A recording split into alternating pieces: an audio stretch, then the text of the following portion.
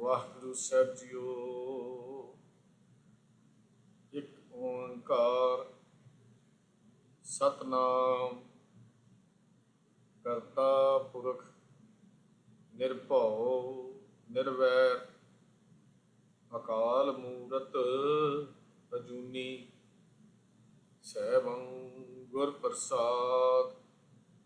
वाहिगुरु वाहिगुरु वाहिगुरु वाहिगुरु वाहिगुरु वाहिगुरु वाहिगुरु।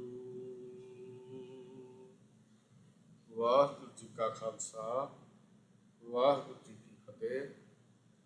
सन्मानयोग गुरु प्यारे गुरु सवारिओ, सिख विशे कॉलेज वालों चल रही रोजाना गुरमत क्लास में आप सारे जी आया।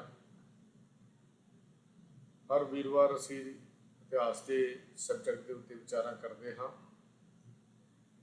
पिछले काफ़ी समय तो असी सिख इतिहास को विचार रहे हाँ। लगभग सिंह सभा लहर तो इतिहास को शुरू किया सी, जो 1872 का इतिहास सी। उस तो बाद अकाली लहर का, फिर गदर लहर पार्टी का इतिहास, मोर्चों का इतिहास, गंगसर जेतो, ननकाना साहब, गुरु का बाग मोर्चा, गुरु के बाग के मोर्चे का आप जी को भी ज्ञात होएगा कि 100 साल 8 अगस्त को वो भी आएगा। गुरु के बाग के मोर्चे का जो शुरू होया सी 8 अगस्त 1922 को, 100 साल वो शताब्दी भी जी है वो 8 तरीक को आएगी। गंगसर जेतो तो बाद फिर असी 1924-25 तो लैके 1947 तक के इतिहास की विचार की। पिछले कुछ हफ्तियों तो असी 1947 तो बाद के इतिहास की विचार कर रहे हाँ। संविधान दे विच किवें बनया, संविधान ते दस्तखत क्यों ना होए, भारतीय संविधान दे विच किहड़ियां कमियां रह गईयां बनाउण दे विच, मिनोरिटीज़ लई कुछ भी उत्थे ना रखा गया। ये कुछ विचार असीं कर चुके हैं। पिछले हफ्ते असीं विचार छड्डी सी कि श्रोमणी अकाली दल ते कांग्रेस का आपसी रलेवा जिहड़ा सी वो होया। मास्टर तारा सिंह जी के विरोध के बावजूद भी बहु गिनती ने यह मते नूं पास कर दिता ते उहदे नाल दोने पार्टियां का रलेवा हो गया, जिहदे च मैं लास्ट विच एक बेनती की सी भी एक लाइट मैगजीन जिहड़ा अप्रैल 1957 का परचा सी, कार्टून छापिया गया उहदे विच, जिहदे च कांग्रेस प्रधान ढेबर के हत्थ च एक कैंची ते मास्टर तारा सिंह की दाढ़ी नूं उहने मुन्नी हुई दिखाई ते हेठां उहने लिखिया सी कि मास्टर तारा सिंह ने कांग्रेस नूं फायदा पहुँचाउण की कोशिश की, पर कांग्रेस ने मास्टर तारा सिंह नूं ही बिल्कुल धो के रख दिता, साफ कर दिता। तो श्रोमणी अकाली दल की सालाना चोण उस साल फिर हुंदी है 20 मई के 20 मई 1957 नूं मास्टर तारा सिंह नूं दोबारा प्रधान जिहड़ा है बना दिता जाता है। पंजाब विच नवीं सरकार की आपां जिक्र किया सी भी उहदे विच भावें मास्टर तारा सिंह जी नूं 23% 24% वोटां पईयां, लेकिन सफलता हासिल नहीं हुई। कांग्रेस की सरकार जिहड़ी सी बनी, प्रताप सिंह कैरो पंजाब का मुख मंत्री बनया। 3 अप्रैल 1957 की ये पंजाब की नवीं गौरमेंट जिहड़ी सी ये बनी। ये जो नवीं गौरमेंट अजे बनी है तो एक हिंदू रक्षा समिति ने 30 अप्रैल तो रीजनल फार्मूला जिहड़ा पहला फैसला होया सी अकाली दल ते कांग्रेस दे विच, उहदे खिलाफ एक एजिटेशन शुरू कर दी। इस संबंध विच उन्हां दे स्वामी आत्मानंद ने सैकटरीएट के बाद बाहरले पासे धरना देना शुरू करता। पंजाब सरकार ने धरना चुकन लई बड़ियां बेनतियां कीतियां, बार बार हत्थ भी जोड़े भी तुसीं इह धरने नूं वापस लै लो। हालांकि जे असी जे दोने तरह की तुलना करिए, जिहड़ा 1955 दे विच सिखां ने धरना दिता सी ते जिहदे खिलाफ अकाली एजिटेशन के दौरान दरबार साहिब पुलिस दाखिल हो गई सी। आप जी नूं मैं इतिहास अगे मैं जिक्र कर चुका हाँ, जो लाठीचार्ज ते हंजू गैस ते गोले भी जिहड़े सुट्टे गए सी। पर इत्थे उल्टा पासा सी भी जिहड़ा उन्हां नूं हत्थ जोड़ के मिन्नतां कीतियां जांदियां एजिटेशन वापस आउण लई। इउं जापदा है, जो मैनूं प्रतीत हुंदा है ਕਿ ਇਹ ਐਜੀਟੇਸ਼ਨ ਸਰਕਾਰ ਦੀ ਮਰਜ਼ੀ ਨਾਲ ਚੱਲਦੀ ਸੀ, ਕਿਉਂਕਿ ਆਗੂ ਜਿਹੜੇ ਧਰਨਿਆਂ ਤੇ ਬੈਠੇ ਸਨ ਬਾਰ-ਬਾਰ ਕਈ ਵਾਰੀ ਜਾ ਕੇ ਪ੍ਰਤਾਪ ਸਿੰਘ ਕੈਰੋਂ ਦੇ ਨਾਲ ਸੈਕਟਰੀਏਟ ਦੇ ਵਿੱਚ ਆਮ ਤੌਰ ਤੇ ਮਿਲਦੇ ਦੇਖੇ ਗਏ ਸਨ ਤੇ ਵਿਚਾਰ ਵਟਾਂਦਰਾ ਵੀ ਕਰਦੇ ਗਏ ਸਨ। ਤਾਂ ਇਹ ਇੱਕ ਮੋਰਚਾ ਜਿਹੜਾ ਸੀ ਖੋਲ੍ਹ ਦਿੱਤਾ ਹਿੰਦੂ ਸਮਾਜ ਵੱਲੋਂ, ਜਾਂ ਕਹਿ ਲਈਏ ਇਹਦੇ ਜਵਾਬ ਦੇ ਵਿੱਚ ਇੱਕ ਮੋਰਚਾ ਲਾਉਣ ਲਈ ਪੰਜਾਬ ਰੱਖਿਆ ਸਮਿਤੀ ਬਣ ਗਈ। ਇਹਦੇ ਡਿਕਟੇਟਰ ਜਥੇਦਾਰ ਪ੍ਰੀਤਮ ਸਿੰਘ ਗੁਜਰਾਂ ਜਿਹੜੇ ਸੀ ਉਹ ਬਣੇ। ਇਹ 16 ਜੂਨ 1957 ਨੂੰ ਪੰਜਾਬ ਰੱਖਿਆ ਸਮਿਤੀ ਦੀ ਜਿਹੜੀ ਕਨਵੈਨਸ਼ਨ ਸੀ ਇਹ ਜਲੰਧਰ ਦੇ ਵਿੱਚ ਹੋਈ, ਜਿਸ ਵਿੱਚ ਪੈਪਸੂ ਫਾਰਮੂਲੇ ਨੂੰ ਪੰਜਾਬ ਵਿੱਚ ਲਾਗੂ ਕਰਨ ਤੇ ਪੰਜਾਬੀ ਯੂਨੀਵਰਸਿਟੀ ਬਣਾਉਣ ਦੀ ਮੰਗ ਜਿਹੜੀ ਸੀ ਰੱਖੀ ਗਈ। ਇਸ ਕਨਵੈਨਸ਼ਨ ਨੇ 28 ਜੂਨ ਨੂੰ ਪੰਜਾਬੀ ਰੱਖਿਆ ਦਿਨ ਮਨਾਉਣ ਦਾ ਫੈਸਲਾ ਕੀਤਾ ਕਿ ਪੰਜਾਬੀ ਦੀ ਰੱਖਿਆ ਦਾ ਇੱਕ ਦਿਨ ਮਨਾਇਆ ਜਾਏ। ਗਿਆਨੀ ਕਰਤਾਰ ਸਿੰਘ ਨੇ ਇੱਕ ਬਿਆਨ ਵਿੱਚ ਵਾਰਨਿੰਗ ਦਿੱਤੀ ਕਿ ਜੇ ਰੀਜਨਲ ਫਾਰਮੂਲਾ ਫੇਲ ਹੋਇਆ ਤਾਂ ਪੰਜਾਬੀ ਸੂਬੇ ਦਾ ਮੋਰਚਾ ਫਿਰ ਸ਼ੁਰੂ ਹੋ ਜਾਏਗਾ। ਜਲੰਧਰ ਦੇ ਇੱਕ ਜਨਸੰਘੀ ਲੀਡਰ ਸੀ ਲਾਲ ਚੰਦ ਸੱਭਰਵਾਲ। ਮੈਨੂੰ ਇਹਨਾਂ ਅਜੇ ਵੀ ਯਾਦ ਹੈ ਕਿ ਸਾਡੇ ਜਦੋਂ ਅਸੀਂ ਵੱਡੇ ਥੋੜੇ ਜਿਹੇ ਹੋਇਆ ਤੇ ਇਲੈਕਸ਼ਨ ਲੜਦੇ ਸੀ ਜਲੰਧਰ ਨਾਰਥ ਤੋਂ, ਸ਼ਾਇਦ ਜਲੰਧਰ ਨਾਰਥ ਤੋਂ ਇਲੈਕਸ਼ਨ ਇਹਨਾਂ ਦੀ ਹੁੰਦੀ ਸੀ ਲਾਲ ਚੰਦ ਸੱਭਰਵਾਲ ਦੀ। ਦੋ ਲੀਡਰ ਹੁੰਦੇ ਸਨ, ਇੱਕ ਮਨਮੋਹਨ ਕਾਲੀਆ ਜਿਹੜੇ ਜਲੰਧਰ ਸੈਂਟਰ ਤੋਂ ਇਲੈਕਸ਼ਨ ਲੜਦੇ ਸੀ ਤੇ ਇੱਕ ਲਾਲ ਚੰਦ ਸੱਭਰਵਾਲ ਜਿਹੜੇ ਜਲੰਧਰ ਨਾਰਥ ਤੋਂ ਇਲੈਕਸ਼ਨ ਲੜਦੇ ਸੀ, ਜਨਸੰਘ ਦੇ ਲੀਡਰ ਸੀ। ਇਹਨਾਂ ਨੇ ਧਮਕੀ ਦੇ ਦਿੱਤੀ ਕਿ ਜੇ ਪੰਜਾਬੀ ਲਾਗੂ ਕਰਨ ਵਿੱਚ ਜ਼ਬਰਦਸਤੀ ਕੀਤੀ ਤਾਂ ਸ਼ਹਿਰਾਂ ਤੇ ਗਲੀਆਂ ਦੇ ਵਿੱਚ ਜਿਹੜੀ ਵੱਢ ਟੁੱਕ ਜਿਹੜੀ ਹੋ ਜਾਏਗੀ, ਇਹ ਸਾਡੀਆਂ ਆਪਸੀ ਦਰੇੜ ਜਿਹੜੀਆਂ ਪੈਦਾ ਹੋਣਗੀਆਂ।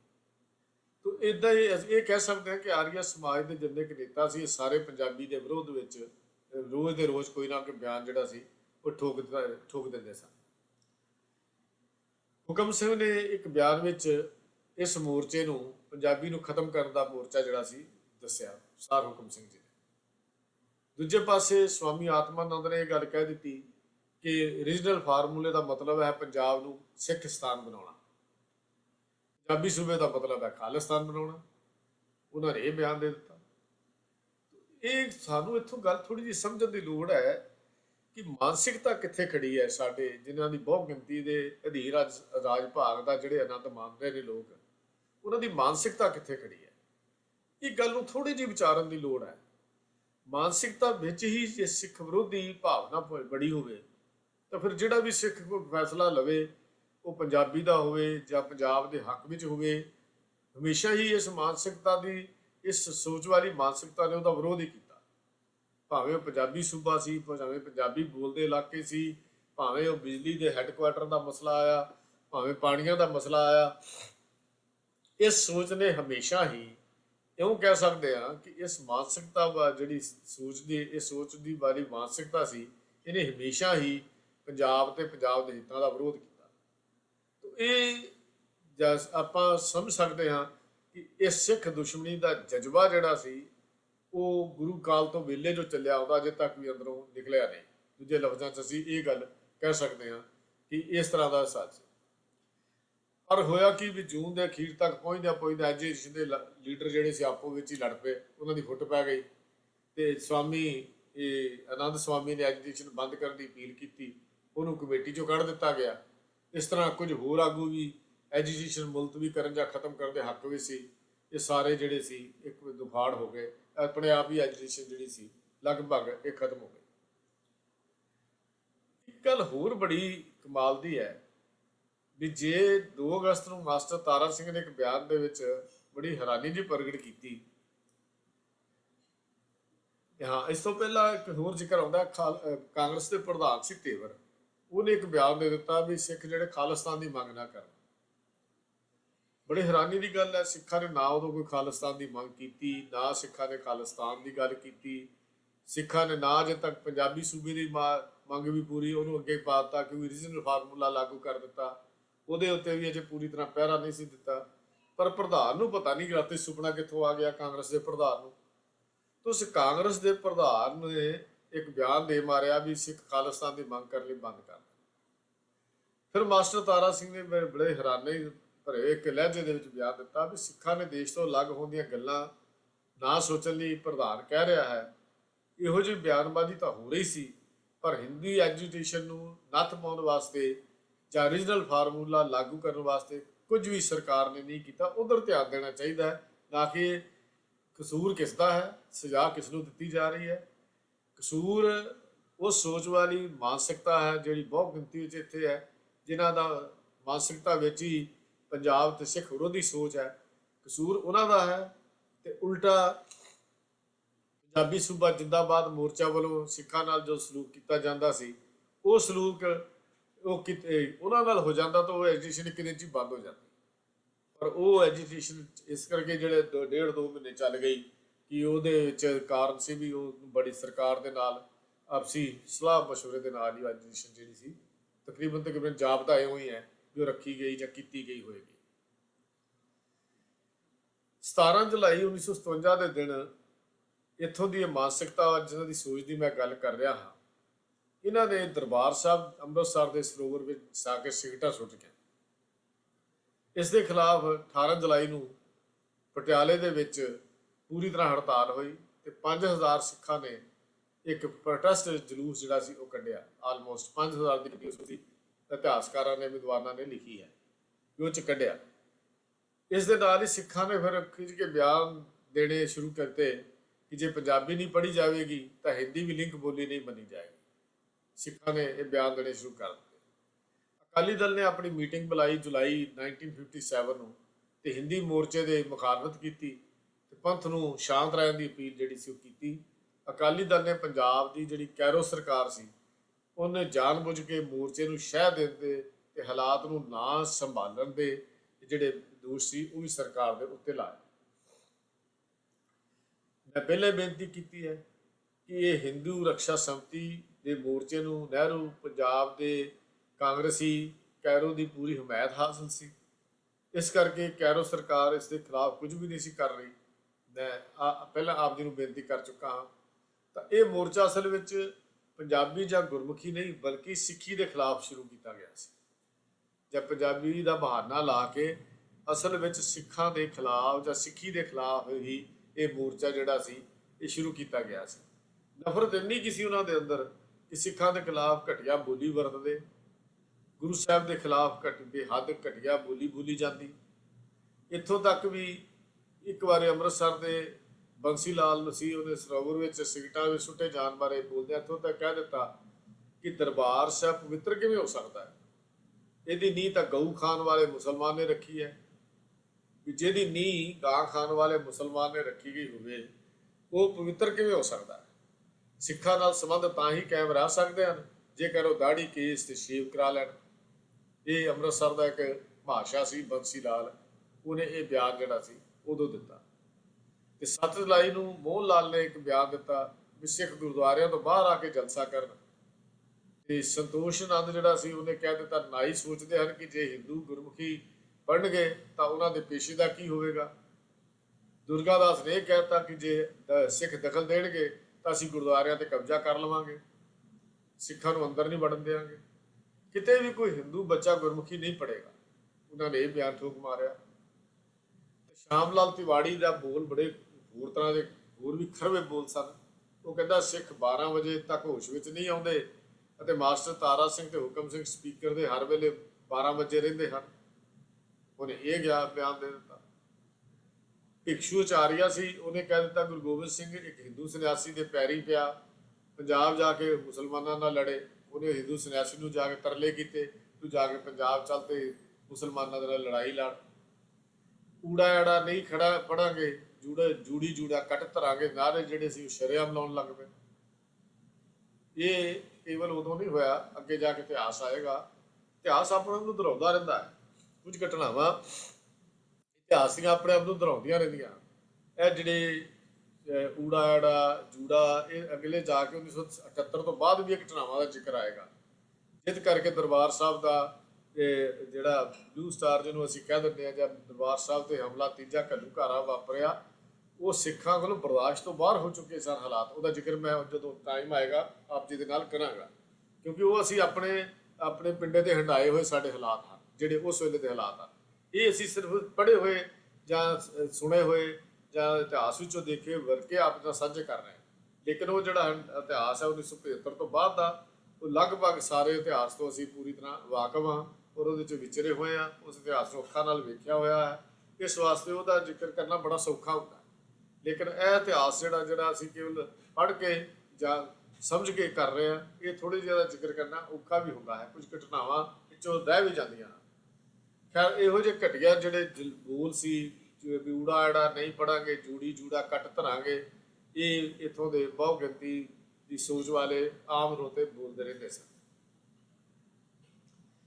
ਇਹ ਵੀ ਇੱਕ ਬੜੀ ਇਤਫਾਕ ਦੀ ਗੱਲ ਬਣਦੀ ਹੈ ਕਿ ਹਿੰਦੂਆਂ ਵੱਲੋਂ ਸਿੱਖਾਂ ਉੱਤੇ ਇਹੋ ਜਿਹੇ ਹਮਲਿਆਂ ਦੇ ਬਾਵਜੂਦ ਮੈਂ ਬੜਾ ਹੈਰਾਨ ਹਾਂ ਵੀ ਜੇ ਉਦੋਂ ਕੋਈ ਖੜਕੂ ਜੱਥਾ ਹੋਂਦ 'ਚ ਆ ਜਾਂਦਾ ਤੇ ਸ਼ਾਇਦ ਇਹ ਮਸਲੇ ਬਾਅਦ 'ਚ ਖੜੇ ਹੀ ਨਾ ਹੁੰਦੇ।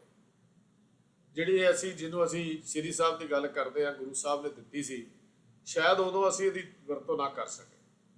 ਜੇ ਕਿਤੇ ਉਦੋਂ ਅਸੀਂ ਥੋੜ੍ਹਾ ਬਹੁਤਾ ਇਸ ਪਾਸੇ ਵੱਲ ਧਿਆਨ ਦਿੰਦੇ ਤਾਂ ਮੈਨੂੰ ਇਹ ਜਾਪਦਾ ਹੈ ਕਿ ਇਹ ਸ਼ਾਇਦ ਹਾਲਾਤ ਇਹਦੇ ਬਾਅਦ ਵਿੱਚ ਵਿਗੜਦੇ ਹੀ ਨਾ।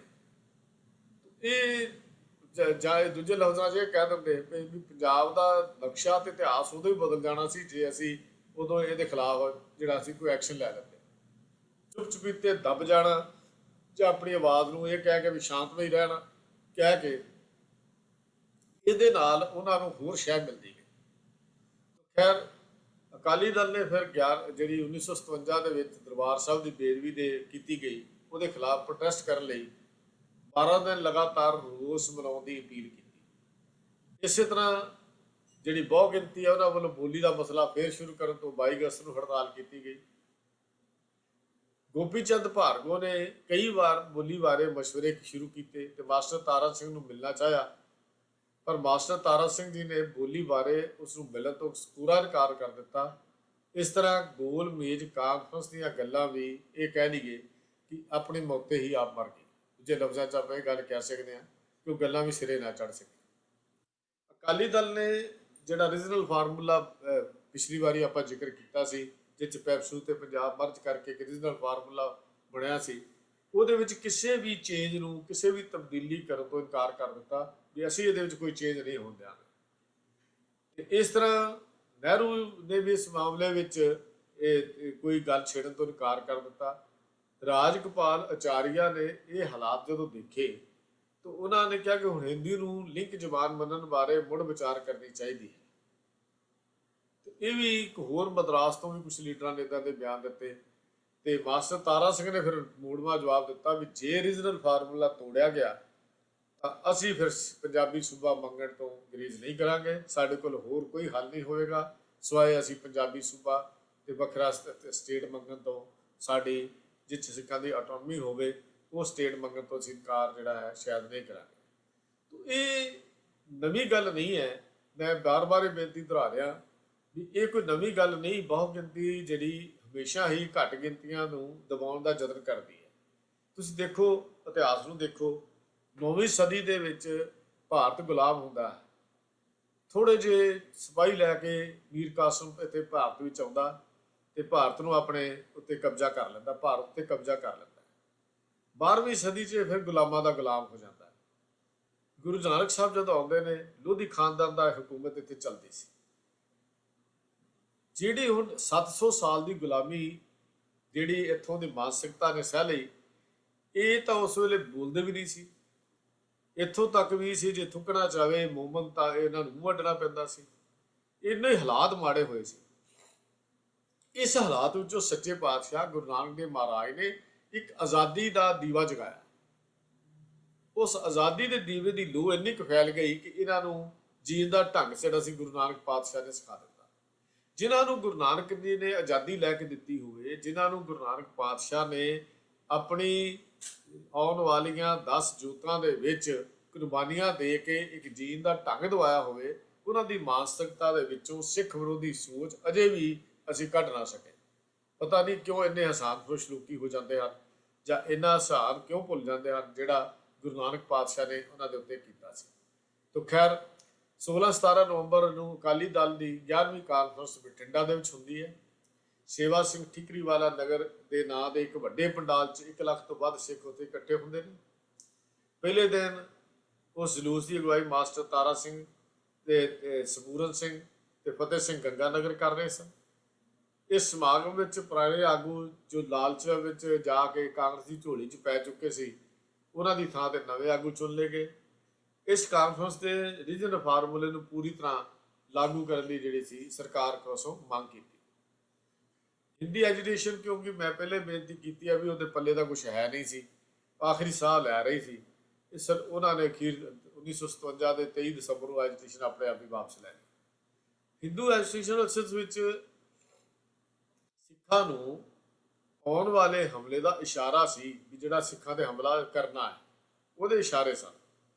ਤੈਅ ਕਰੀਏ ਕਿ ਰੀਜਨਲ ਫਾਰਮੂਲੇ ਦਾ ਵਿਰੋਧ, ਪੰਜਾਬੀ ਸੂਬੇ ਦਾ ਵਿਰੋਧ, ਧਰਮ ਨਿਰਪੱਖਤਾ ਤੇ ਨੈਸ਼ਨਲਿਜ਼ਮ ਦੇ ਨਾਅਰਿਆਂ ਦੇ ਬੁਰਕੇ ਹੇਠ ਜਿਹੜਾ ਪਾਲਿਆ ਜਾ ਰਿਹਾ ਸੀ, ਇਹ ਜਿਨ੍ਹਾਂ ਨੂੰ ਕਹਿ ਕੇ ਤਾਂ ਧਰਮ ਨਿਰਪੱਖ ਕਿਹਾ ਜਾਂਦਾ ਸੀ, ਪਰ ਧਰਮ ਨਿਰਪੱਖਤਾ ਨਜ਼ਰ ਕਿੱਥੇ ਆਉਂਦੀ ਹੈ? ਅੱਜ ਵੀ ਭਾਰਤ ਧਰਮ ਨਿਰਪੱਖ ਦੇਸ਼ ਹੈ, ਅੱਜ ਵੀ ਕਾਗਜ਼ਾਂ ਵਿੱਚ ਉਹਨੂੰ ਧਰਮ ਨਿਰਪੱਖ ਕਿਹਾ ਜਾਂਦਾ। ਪਰ ਜੇ ਜਾ ਕੇ ਅਸੀਂ ਦੇਖਦੇ ਹਾਂ ਅੱਜ ਜੀਣ ਦਾ ਹੱਕ ਤਾਂ ਸਾਡੇ ਕੋਲ, ਸਾਨੂੰ ਸਾਰਾ ਕੁਝ ਨਜ਼ਰ ਆਉਂਦਾ। ਅੱਜ ਹਰ ਬੰਦਾ ਦੱਬ ਕੇ ਜੀ ਰਿਹਾ ਹੈ, ਜਿਹੜੇ ਘੱਟ ਗਿਣਤੀ ਦੇ ਹਨ। ਅੱਜ ਦੱਬ ਕੇ, ਇੱਥੋਂ ਤੱਕ ਸਿੱਖ ਕੌਮ ਨੂੰ ਵੀ ਅੱਜ ਆਪਣੀ ਆਵਾਜ਼ ਨੂੰ ਦੱਬ ਕੇ ਗੱਲ ਕਰਨੀ ਪੈਂਦੀ ਹੈ। ਕਾਰਨ ਕੀ ਹੈ? ਥੋੜ੍ਹੀ ਜਿਹੀ ਆਵਾਜ਼ ਚੁੱਕੋ, ਨਾਲ ਹੀ ਉਹਦੇ ਤੇ ਕੇਸ ਬਣ ਜਾਂਦਾ। ਤਾਂ ਕਾਰਨ ਕੀ? ਬੜੀ ਸਪਸ਼ਟ ਹੈ ਵੀ ਦਬਾਉਣ ਦੇ ਢੰਗ ਤਰੀਕੇ ਹੁੰਦੇ ਨੇ। ਤਾਂ ਇਹ ਗੱਲ ਅਸੀਂ ਕਹਿ ਸਕਦੇ ਹਾਂ, ਜੇ ਮੈਂ ਥੋੜ੍ਹਾ ਜਿਹਾ ਸੰਖੇਪ ਵਿੱਚ ਜਿਹੜੀਆਂ ਘਟਨਾਵਾਂ ਆਪ ਜੀ ਦੇ ਨਾਲ ਕੀਤੀਆਂ ਥੋੜ੍ਹਾ ਜ਼ਿਕਰ ਕਰਦਿਆਂ ਵੀ ਇਸ 6 ਮਹੀਨਿਆਂ 'ਚ ਕੀ ਹੋਇਆ। ਪਹਿਲਾਂ 17 ਜੁਲਾਈ ਨੂੰ ਦਰਬਾਰ ਸਾਹਿਬ ਦੇ ਵਿੱਚ ਸਿਗਰਟਾਂ ਸੁੱਟੀਆਂ ਗਈਆਂ। 31 ਜੁਲਾਈ ਨੂੰ ਬਲਦੇਵ ਰਾਜ ਨਾਂ ਦੇ ਨੇ ਇੱਕ ਅਜੀਤ ਸਿੰਘ ਦੇ ਵਾਲ ਕੱਢ ਦਿੱਤੇ। ਉਹਦੇ 'ਚ ਬਲਦੇਵ ਰਾਜ ਨੂੰ ਸਿਰਫ 1 ਸਾਲ ਦੀ ਨੇਕ ਚੱਲਣੀ ਦੀ ਜ਼ਮਾਨਤ ਲੈ ਕੇ ਛੱਡ ਦਿੱਤਾ ਗਿਆ। 1 ਅਗਸਤ ਨੂੰ ਅੰਮ੍ਰਿਤਸਰ 'ਚ ਚਾਟੀ ਪਿੰਡ ਤੱਕ ਸੁਖਮਣੀ ਸਾਹਿਬ ਦਾ ਗੁਟਕਾ ਪਾੜ ਕੇ ਉੱਥੋਂ ਲక్ష్ਮਣ ਚੌਂਕ ਤੋਂ ਲੈ ਕੇ ਤੇ ਚਾਟੀ ਪਿੰਡ ਤੱਕ ਗੁਟਕੇ ਦੇ ਪੱਤਰੇ ਖਿਲਾਰ ਦਿੱਤੇ ਗਏ। Sir Gurbachan Singh, Kuldeep Singh cloth store ਜਿਹੜੇ ਪਟਿਆਲਾ ਜਿਹੜੇ ਚਲਾਉਂਦੇ ਸਨ, ਉਹਨਾਂ ਨੂੰ ਡਾਕ ਦੇ ਵਿੱਚ ਸਿਗਰਟਾਂ ਭੇਜੀਆਂ ਗਈਆਂ। ਇਹ ਘਟਨਾਵਾਂ ਮੈਂ ਸਾਂਝੀਆਂ ਕਰ ਰਿਹਾ ਵੀ ਕੀ ਘਟਨਾਵਾਂ ਵਾਪਰੀਆਂ।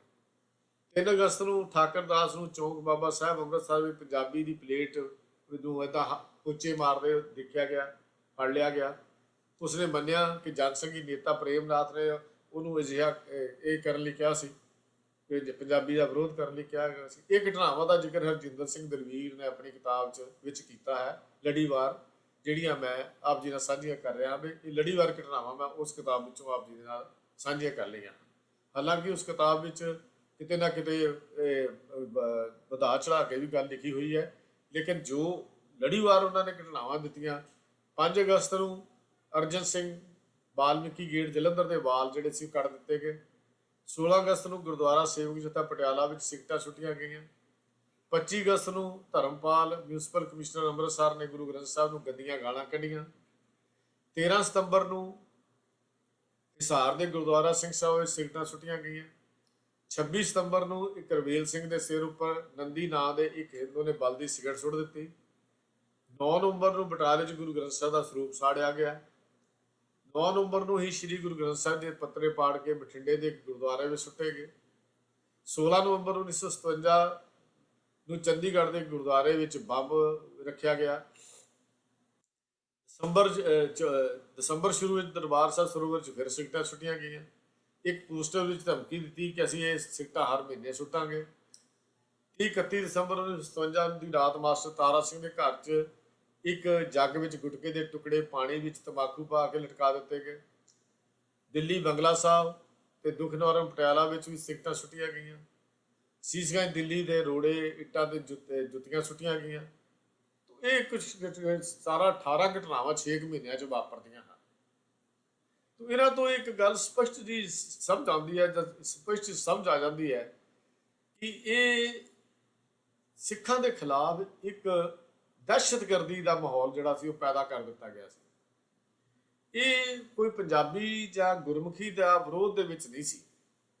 ਅਸਲ ਵਿੱਚ ਇਹ ਸਿੱਖ ਦੇ ਖਿਲਾਫ ਇਕੱਠੇ ਹੋ ਕੇ ਸਿੱਖਾਂ ਨੂੰ ਖਤਮ ਕਰਨ ਦਾ ਯਤਨ ਕੀਤੇ ਜਾਣ ਦੀ ਗੱਲ ਜੀ ਕੀਤੀ ਜਾ ਰਹੀ ਸੀ। ਗੁਰਦੁਆਰਿਆਂ ਦੀ ਬੇਅਦਬੀ ਕਰਨੀ ਜਾਂ ਗੁਰਦੁਆਰਿਆਂ ਵਿੱਚ ਸਿਗਰਟਾਂ ਸੁੱਟਣੀਆਂ ਇਹ ਇੱਕ ਆਮ ਜਿਹੀ ਗੱਲ ਬਣਾ ਦਿੱਤੀ ਗਈ ਸੀ। ਇਹਨਾਂ ਹਰਕਤਾਂ ਦੇ ਖਿਲਾਫ ਸ਼੍ਰੋਮਣੀ ਅਕਾਲੀ ਦਲ ਨੇ 2 ਫਰਵਰੀ 1958 ਦੇ ਦਿਨ ਦਿੱਲੀ ਦੇ ਵਿੱਚ ਇੱਕ ਵੱਡਾ ਜਲੂਸ ਕੱਢਿਆ।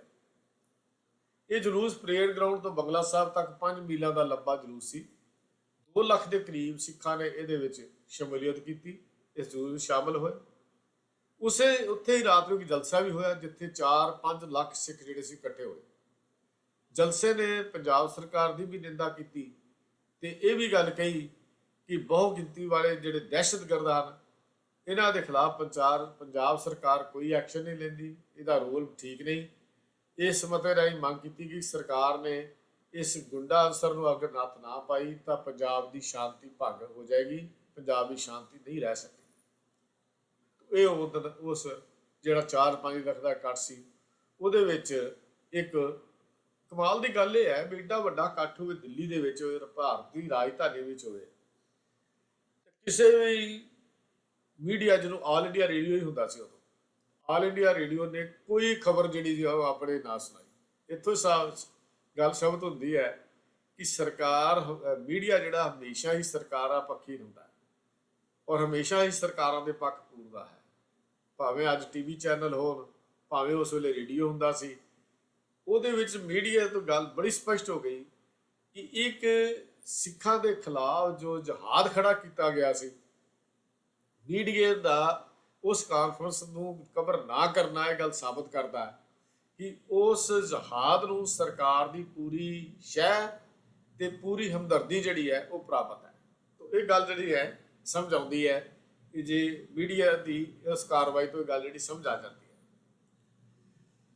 ਤੇ ਦੂਜੇ ਪਾਸੇ ਫਿਰ 8 ਜਨਵਰੀ 1958 ਨੂੰ ਯਾਦਵਾਰ ਸਿੰਘ ਪਟਿਆਲੇ ਦੇ ਜਿਹੜਾ ਸਾਬਕਾ ਯਾਦਵਿੰਦਰ ਸਿੰਘ ਸੀ, ਸਾਬਕਾ ਰਾਜਾ, ਉਹਨੇ ਇੱਕ ਬਿਆਨ ਦਿੱਤਾ ਕਿ ਗੁਰਦੁਆਰੇ ਸਿਆਸੀ ਕਾਰਜਾਂ ਵਾਸਤੇ ਨਹੀਂ ਹਨ।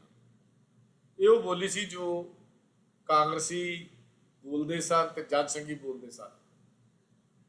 ਮੈਂ ਪਹਿਲਾਂ ਪਿਛਲੀ ਵਾਰੀ ਵੀ ਬੇਨਤੀ ਕੀਤੀ ਸੀ, ਹਰ ਵਾਰੀ ਬੇਨਤੀ ਕਰਦਾ, ਕੌਮ ਦੇ ਵਿੱਚ ਜਦੋਂ ਆਪਣੇ ਹੀ ਆਪਣੇ ਖਿਲਾਫ ਹੋ ਜਾਂਦੇ ਹਨ ਤਾਂ ਕੌਮ ਦਾ ਨੁਕਸਾਨ ਉਦੋਂ ਸਭ ਤੋਂ ਵੱਡਾ ਹੁੰਦਾ ਹੈ। ਕੌਮਾਂ ਉਦੋਂ ਤੱਕ ਬਾਹਰਲੇ ਹਮਲੇ ਦਾ ਮੁਕਾਬਲਾ ਤਾਂ ਕਰ ਸਕਦੀਆਂ ਹਨ, ਪਰ ਅੰਦਰੋਂ ਘੁਣ ਵਾਂਗੂ ਜਿਹੜੇ ਖਾ ਜਾਂਦੇ ਹਨ, ਉਹਨਾਂ ਦਾ ਪਤਾ ਵੀ ਨਹੀਂ ਲੱਗਦਾ। ਜਿਹੜਾ ਕੌਮਾਂ ਦੀ ਹਾਲਾਤ ਹੁੰਦੀ ਹੈ, ਸਾਡੇ ਆਪਣੇ ਹੀ ਜਦੋਂ ਘੁਣ ਵਾਂਗੂ ਖਾਂਦੇ ਹਨ ਵਿੱਚੋਂ ਤਾਂ ਉਦੋਂ ਕੌਮਾਂ ਜਿਹੜੀਆਂ ਹਨ ਅੰਦਰੋਂ ਬਹੁਤ ਖੋਖਲੀਆਂ ਹੋ ਜਾਂਦੀਆਂ ਹਨ। ਉਹ ਕੁਝ ਹਾਲਾਤ ਉਦੋਂ ਬਣਦੇ ਜਾਂਦੇ ਸਨ। ਇਹਨਾਂ ਘਟਨਾਵਾਂ ਦੇ ਬਾਵਜੂਦ ਅਕਾਲੀ ਦਲ ਤੇ ਪੰਜਾਬੀ ਸੂਬੇ ਦੇ ਖਿਲਾਫ ਜਿਹੜੇ ਬਾਰ-ਬਾਰ ਬਿਆਨ ਜਿਹੜੇ ਸੀ ਇਹ ਦੇਈ ਜਾਂਦੇ ਸਨ, ਛਪੀ ਜਾਂਦੇ ਸਨ। ਇਹ ਕਹਿ ਲਓ ਵੀ ਕਾਂਗਰਸੀ ਬੈਠੇ, ਸਿੱਖ ਵੀ ਚੁੱਪ ਕਰਕੇ ਬੈਠੇ, ਪਤਾ ਨਹੀਂ ਉਹਨਾਂ ਨੂੰ ਵੀ ਸ਼ਾਇਦ ਕੋਈ ਆਪਣੀ ਅਣਖ ਜਾਂ ਗੈਰਤ ਨਾ ਜਾਗੀ ਹੋਵੇ, ਤੇ ਜਿਹੜੇ ਬਹੁ ਗਿਣਤੀ ਨੇ ਤੇ ਕਰਨਾ ਹੀ ਸੀ ਉਹ ਕੰਮ ਕੀਤਾ। ਤੇ ਮਾਸਟਰ ਤਾਰਾ ਸਿੰਘ ਨੇ ਫਿਰ ਇੱਕ ਐਲਾਨ ਕਰਤਾ ਵੀ ਗੁਰਦੁਆਰਿਆਂ ਦੀ ਅਦਬ ਕਾਇਮ ਰੱਖਣ ਦੇ ਲਈ ਇੱਕ ਸ਼ਹੀਦੀ ਦਲ ਬਣਾਇਆ ਜਾਏਗਾ। ਵੀ ਜਦੋਂ ਸਰਕਾਰ ਵੱਲੋਂ ਕੋਈ ਮਦਦ ਨਾ ਮਿਲੀ, ਸਰਕਾਰ ਵੱਲੋਂ ਨਿਆਂ ਨਾ ਮਿਲਿਆ, ਸਰਕਾਰ ਵੱਲੋਂ ਕੀ ਹੋਈਆਂ ਘਟਨਾਵਾਂ ਦੇ ਵਿੱਚ ਕੁਝ ਵੀ ਨਾ ਕੀਤਾ ਗਿਆ, ਬੰਦੇ ਫੜ ਗਏ ਵੀ ਛੱਡ ਦਿੱਤੇ ਗਏ, ਫਿਰ ਕੀ ਹੈ, ਹੱਥ ਕੀ ਜਾਂਦਾ, ਇਹੋ ਹੀ ਹੈ ਵੀ ਆਪਣੇ ਪ੍ਰਬੰਧ ਆਪ ਕੀਤੇ ਜਾਣ। ਤਾਂ ਮਾਸਟਰ ਤਾਰਾ ਸਿੰਘ ਨੇ ਫਿਰ ਐਲਾਨ ਇਹ ਕੀਤਾ ਕਿ ਗੁਰਦੁਆਰਿਆਂ ਦਾ ਅਦਬ ਕਾਇਮ ਰੱਖਣ ਦੇ ਲਈ ਇੱਕ ਸ਼ਹੀਦੀ ਦਲ ਬਣਾਇਆ ਜਾਏਗਾ। ਤਾਂ 14 ਜਨਵਰੀ ਨੂੰ ਮੋਗਾ ਵਿੱਚ ਗਿਆਨ ਸਿੰਘ ਰਾੜੇ ਵਾਲੇ ਨੇ ਬੋਲਦਿਆਂ ਕਿਹਾ ਕਿ ਮਾਸਟਰ ਤਾਰਾ ਸਿੰਘ ਸਿੱਖਾਂ ਨੂੰ ਕਿਰਾਏ ਪਾ ਰਿਹਾ ਹੈ। ਮੈਂ ਫਿਰ ਬੇਨਤੀ ਕਰ ਰਿਹਾ, ਦੁਬਾਰਾ ਗੱਲ ਦੁਹਰਾ ਰਿਹਾ, ਕਮ ਸੇ ਕਮ ਸਾਨੂੰ ਹੁਣ ਜ਼ਰੂਰ ਸੇਧ ਲੈਣੀ ਚਾਹੀਦੀ ਹੈ। ਆਪਣੇ ਹੀ ਜਦੋਂ ਬਗਾਨੇ ਹੋ ਜਾਣ ਤਾਂ ਉਦੋਂ ਕੌਮਾਂ ਦੀ ਲੀਡਰਸ਼ਿਪ ਵੀ ਕਮਜ਼ੋਰ ਹੋ ਜਾਂਦੀ ਹੈ। ਆਪਣੇ ਜਦੋਂ ਬਗਾਨੇ ਹੋ ਜਾਂਦੇ ਹਨ, ਜਦੋਂ ਆਪਣੇ ਹੀ ਬਗਾਨਿਆਂ ਦੇ ਢੇਰ ਚੜ੍ਹ ਕੇ ਬਿਆਨ ਠੋਕਦੇ ਹੋਣ, ਉਦੋਂ ਫਿਰ ਸਿੱਖ ਤੇ ਸਿੱਖੀ ਕਿੱਥੇ ਜਾਏਗੀ, ਇਹ ਸੋਚਣ ਦੀ ਗੱਲ ਹੈ। ਸਿੱਖਾਂ ਨੂੰ ਸ਼ਹੀਦੀ ਦਲ ਦੀ ਕੋਈ ਲੋੜ ਨਹੀਂ, ਗਿਆਨ ਸਿੰਘ ਰਾੜੇ ਵਾਲਾ ਕਹਿੰਦਾ। ਮਾਸਟਰ ਤਾਰਾ ਸਿੰਘ ਨਾਕਾਬਲ ਪ੍ਰਬੰਧਕ ਹੈ। ਮਾਸਟਰ ਤਾਰਾ ਸਿੰਘ ਦੇ ਬਾਰੇ ਉਹਨੇ ਬਿਆਨ ਦਿੱਤਾ ਵੀ ਨਾਕਾਬਲ ਪ੍ਰਬੰਧਕ ਹੈ, ਇਹਨੂੰ ਆਉਂਦਾ ਹੀ ਨਹੀਂ ਪ੍ਰਬੰਧ ਕਿਵੇਂ ਚਲਾਉਣਾ। ਉਹ ਇਸ ਕਰਕੇ ਜੇ ਪ੍ਰਬੰਧਕ ਚੰਗਾ ਹੁੰਦਾ ਤੇ ਨਾਲ ਉਹਨੇ ਵੀ ਬਿਆਨ ਦਿੱਤਾ ਕਿ ਉਹਦੇ ਸਮੇਂ ਦੇ ਵਿੱਚ ਹੀ, ਟਨੋਰ ਦੇ ਵਿੱਚ ਹੀ ਗੁਰਦੁਆਰਿਆਂ ਦੇ ਵਿੱਚ ਪਵਿੱਤਰਤਾ ਭੰਗ ਦੀਆਂ ਸਭ ਤੋਂ ਜ਼ਿਆਦਾ ਘਟਨਾਵਾਂ ਹੋਈਆਂ ਨੇ, ਇਸ ਕਰਕੇ ਉਹ ਪ੍ਰਬੰਧਕ ਹੀ ਚੰਗਾ ਨਹੀਂ ਹੈ। ਇਹੋ ਜਿਹੇ ਬਿਆਨ ਕਾਂਗਰਸੀ ਸਿੱਖਾਂ ਦੇ ਵੱਲੋਂ ਆਉਂਦੇ ਸਨ। ਜਾਂ ਇਹ ਕਹਿ ਲਈਏ ਕਿ ਆਪਣੇ ਆਕਿਆਂ ਨੂੰ ਖੁਸ਼ ਕਰਨ ਦੇ ਲਈ, ਆਪਣੇ ਮਾਲਕਾਂ ਨੂੰ ਖੁਸ਼ ਕਰਨ ਦੇ ਲਈ, ਜਾਂ ਦੂਜੇ ਲਫ਼ਜ਼ਾਂ 'ਚ ਕਹਿ ਲਓ ਵੀ ਗੱਦੀ ਦੇ ਲਾਲਚ ਲਈ, ਜਾਂ ਚੀਫ ਮਿਨਿਸਟਰੀ ਦੀ ਜਿਹੜੀਆਂ ਲਾਲਾਂ ਮੂੰਹ 'ਚੋਂ ਵਗਦੀਆਂ ਸਨ ਉਹਨੂੰ ਦੇਖਣ ਦੇ ਲਈ ਇਹ ਬਿਆਨ ਜਿਹੜੇ ਦਿੱਤੇ ਜਾਂਦੇ। ਅੱਜ ਬਿਆਨ ਆਉਂਦੇ ਨੇ, ਜਦੋਂ ਸਿਰ 'ਤੇ ਦਸਤਾਰਾਂ ਬੰਨ੍ਹ ਕੇ ਟੀਵੀ ਤੇ ਚੈਨਲ ਜਦੋਂ ਚਰਚਾ ਵਿੱਚ ਬੈਠਦੇ ਹਨ, ਪੈਨਲ ਵਿੱਚ ਬੈਠਦੇ ਹਨ, ਤੇ ਬੜੀ ਸ਼ਰਮ ਜਿਹੀ ਆਉਂਦੀ ਹੈ ਕਈ ਵਾਰੀ ਜਦੋਂ ਆਪਣੀ ਹੀ ਸੀਜ਼ ਕੌਮ ਦੇ ਖਿਲਾਫ ਇਹ ਲੋਕ ਸਿਰ ਤੇ ਦਸਤਾਨਾ ਸਜਾ ਕੇ ਵੀ ਬੋਲਦੇ ਨਜ਼ਰ ਆਉਂਦੇ ਨੇ। ਅੱਜ ਵੀ ਇਹ ਕੁਝ ਵਾਪਰ ਰਿਹਾ ਹੈ, ਔਰ ਹਮੇਸ਼ਾ ਹੀ ਸਰਕਾਰਾਂ ਜਿਨ੍ਹਾਂ ਦਾ ਰਾਜ ਭਾਗ ਚੱਲਦਾ ਹੈ ਉਹ ਆਪਣੇ ਵਿਰੋਧ ਵਿੱਚ ਉਸੇ ਹੀ ਕੌਮ ਦੇ ਬੰਦਿਆਂ ਨੂੰ ਖਰੀਦਦੀਆਂ ਹਨ ਜਿਹੜੇ ਕੌਮ ਦਾ ਜ਼ਿਆਦਾ ਨੁਕਸਾਨ ਕਰਨ ਦੇ ਵਿੱਚ ਸਹਾਈ ਹਮੇਸ਼ਾ ਹੀ ਹੁੰਦੇ ਨੇ। ਇਹ ਉਹ ਕਹਿ ਸਕਦੇ ਹਾਂ ਕਿ ਬੇਜ਼ਮੀਰੇ, ਬੇਗੈਰਤ ਤੇ ਖੁਦਗਰਜ਼ ਜਦੋਂ ਬੰਦਾ ਹੋ ਜਾਵੇ, ਬੇਜ਼ਮੀਰਾ ਹੋ ਜਾਏ, ਜਦੋਂ ਬੇਗੈਰਤ ਹੋ ਜਾਏ ਤੇ ਜਦੋਂ ਖੁਦਗਰਜ਼ ਹੋ ਜਾਏ ਤਾਂ ਫਿਰ ਉਹਦਾ ਰੱਬ ਹੀ ਰਾਖਾ ਹੈ। ਉਸ ਕੌਮ ਦਾ ਵੀ ਰੱਬ ਹੀ ਰਾਖਾ ਹੁੰਦਾ ਹੈ ਜਦੋਂ ਇਹਦੇ ਆਗੂ ਹੀ ਇਸ ਤਰ੍ਹਾਂ ਦੇ ਹੋ ਜਾਣ। ਪਰ ਮਾਸਟਰ ਤਾਰਾ ਸਿੰਘ ਜੀ ਇਹਨਾਂ ਗੱਲਾਂ ਦੀ ਪਰਵਾਹ ਨਹੀਂ ਸੀ ਕੀਤੀ। ਉਹਨਾਂ 'ਚ ਵੀ ਰਾੜੇ ਵਾਲੇ ਨੇ ਬਾਕੀ ਸਾਥੀਆਂ ਨਾਲ ਮਿਲ ਕੇ ਇੱਕ ਨਵਾਂ ਦਲ ਵੀ ਖੜਾ ਕਰ ਦਿੱਤਾ ਜਿਹਦਾ ਨਾਂ ਨਿਊ ਮਾਲਵਾ ਅਕਾਲੀ ਦਲ ਜਿਹੜਾ ਰੱਖਿਆ ਗਿਆ। ਇਹਦੀ ਜਥੇਬੰਦੀ ਬਣਾ ਦਿੱਤੀ ਇੱਕ ਮਾਸਟਰ ਤਾਰਾ ਸਿੰਘ ਨੂੰ ਹੋਰ ਕਮਜ਼ੋਰ ਕਰਨ ਲਈ। ਇਹਦਾ ਪ੍ਰਧਾਨ ਜਗੀਰ ਸਿੰਘ ਫੱਗੂਵਾਲੀਆ ਬਣਿਆ, ਮੀਤ ਪ੍ਰਧਾਨ ਇਕਬਾਲ ਸਿੰਘ ਤੇ ਬਾਬਾ ਭਾਗ ਸਿੰਘ, ਜਨਰਲ ਸਕੱਤਰ ਇਕਬਾਲ ਸਿੰਘ ਖਾਲਸਾ, ਤੇਜਾ ਸਿੰਘ ਐਡਵੋਕੇਟ, ਇਸ ਤਰ੍ਹਾਂ ਹੋਰ ਕਾਫੀ ਨਾਮ ਜਿਹੜੇ ਹਨ ਉਹ ਆਉਂਦੇ ਹਨ ਜਿਨ੍ਹਾਂ ਦਾ ਜ਼ਿਕਰ ਕਰਨ ਦਾ ਕੋਈ ਬਹੁਤਾ ਲਾਭ ਨਹੀਂ ਹੈ ਕਿਉਂਕਿ ਉਹ ਉਹਨਾਂ ਦੇ ਇਹਨਾਂ ਦਿਨਾਂ 'ਚ ਇੱਕ ਹੋਰ ਘਟਨਾ ਵਾਪਰ ਜਾਂਦੀ ਹੈ, ਉਹ ਜਲੰਧਰ ਦੀ ਹੈ। 8 ਫਰਵਰੀ 1958 ਨੂੰ ਮਹਾਂ ਪੰਜਾਬ ਦੇ ਹੱਕ ਵਿੱਚ ਇੱਕ ਜਲਸਾ ਕੱਢਿਆ ਇਹ ਬਹੁ ਗਿਣਤੀ ਦੇ ਲੋਕਾਂ ਨੇ। ਜਲੂਸ ਨੇ ਅੱਡਾ ਹੁਸ਼ਿਆਰਪੁਰ ਦੇ ਨੇੜੇ ਸਿੰਘ ਸਭਾ ਗੁਰਦੁਆਰਾ, ਸਭ ਤੋਂ ਪੁਰਾਣਾ ਗੁਰਦੁਆਰਾ ਹੈ ਅੱਡਾ ਹੁਸ਼ਿਆਰਪੁਰ ਦਾ ਗੁਰਦੁਆਰਾ, ਸਿੰਘ ਸਭਾ ਗੁਰਦੁਆਰਾ, ਉਹਦੇ ਬਾਹਰ ਸਿੱਖ ਵਿਰੋਧੀ ਨਾਅਰੇ ਲਾਏ। ਜਲੂਸ ਨਿਕਲ ਰਿਹਾ ਹੈ ਮਹਾਂ ਪੰਜਾਬ ਦੇ ਲਈ, ਮੰਗ ਦੇ ਲਈ, ਤੇ ਨਾਅਰੇ ਲੱਗ ਰਹੇ ਹਨ ਸਿੱਖਾਂ ਦੇ ਵਿਰੋਧੀ। ਗੁਰਦੁਆਰੇ ਦੇ ਬਾਹਰ ਸਿੱਖਾਂ ਦੀਆਂ ਦੁਕਾਨਾਂ ਸਾੜੀਆਂ ਗਈਆਂ, ਲੁੱਟੀਆਂ ਗਈਆਂ, ਪੱਥਰ ਮਾਰੇ ਗਏ। ਪੁਲਿਸ ਨੇ ਉਹ ਟੀਅਰ ਗੈਸ ਜਿਹੜੀ ਛੱਡੀ, ਗੋਲੀ ਚਲਾਈ, 2 ਆਦਮੀ ਮਰ ਗਏ, 9 ਸਿਪਾਹੀਆਂ ਸਮੇਤ 28 ਬੰਦੇ ਹੋਰ ਵੀ ਜ਼ਖਮੀ ਹੋ ਗਏ। ਜਸਟਿਸ ਖੋਸਲਾ ਨੇ ਮਗਰੋਂ ਇਸ ਦੀ ਪੜਤਾਲ ਕੀਤੀ ਤੇ ਰਿਪੋਰਟ 'ਚ ਉਹਨੇ ਲਿਖਿਆ ਕਿ ਲਾਲ ਚੰਦ ਸੱਭਰਵਾਲ, ਲਾਲਾ ਜਗਤ ਨਾਰਾਇਣ, ਵਰਿੰਦਰ ਜਿਹੜਾ ਅਖਬਾਰ ਚਲਾਉਂਦਾ ਸੀ, ਵਰਿੰਦਰ ਵੀਰ ਪ੍ਰਤਾਪ, ਸ਼ਾਇਦ ਮੈਨੂੰ ਪੂਰਾ ਨਾਂ ਤਾਂ ਭੁੱਲ ਜਾ, ਪੂਰੀ ਤਰ੍ਹਾਂ ਯਾਦ ਨਹੀਂ, ਵੀਰ ਪ੍ਰਤਾਪ ਹੀ ਸੀ, ਜਿਹੜੀ ਗੁਲਾਬ ਚੌਂਕ ਦੇ ਕੋਲ ਇੱਕ ਹੈਗਾ ਸੀ ਉਹਨਾਂ ਦਾ, ਵਰਿੰਦਰ ਤੇ ਸ਼ੇਰ ਸਿੰਘ, ਇਹਨਾਂ ਨੇ ਝੂਠੇ ਬਿਆਨ ਦਿੱਤੇ। ਇਹ ਸਾਰਾ ਕੁਝ ਆਰੀਆ ਸਮਾਜੀਆਂ ਤੇ ਜਨ ਸਿੰਘੀਆਂ ਦੀ ਸੋਚੀ ਸਮਝੀ ਸ਼ਰਾਰਤ ਸੀ। ਪਰ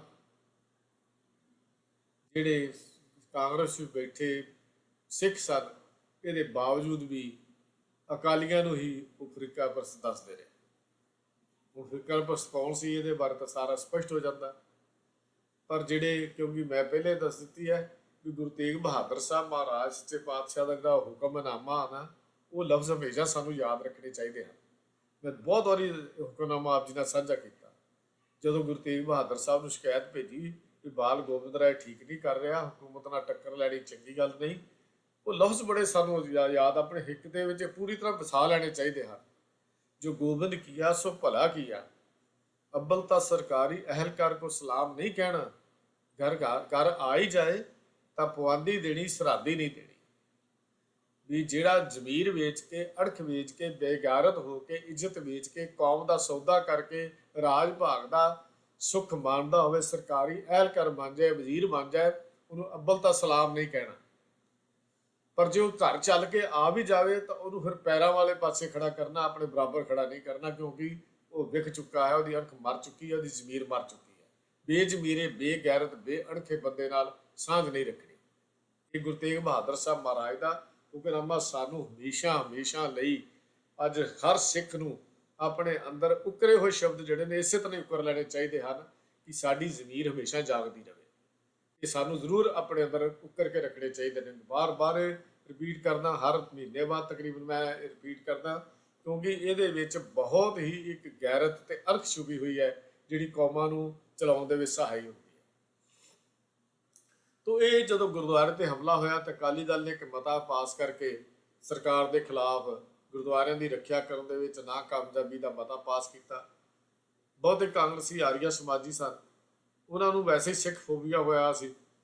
ਅਸਲ 'ਚੋਂ ਕਾਂਗਰਸੀ ਦੇ ਲੇਬਲ ਲਾ ਕੇ ਹੈ ਤਾਂ ਉਹ ਜਨਸੰਘੀ ਸਨ, ਦੂਜੇ ਲਫ਼ਜ਼ਾਂ 'ਚ ਅਸੀਂ ਇਹ ਗੱਲ ਕਹਿ ਸਕਦੇ ਹਾਂ ਕਿ ਲੇਬਲ ਉਹਨਾਂ ਤੇ ਕਾਂਗਰਸ ਦਾ ਲੱਗਾ ਹੋਇਆ ਸੀ, ਲੇਕਿਨ ਅਸਲ ਵਿੱਚ ਸੋਚ ਉਹਨਾਂ ਦੀ ਜਿਹੜੀ ਉਹ ਫਿਰਕਾਪ੍ਰਸਤ ਸੀ।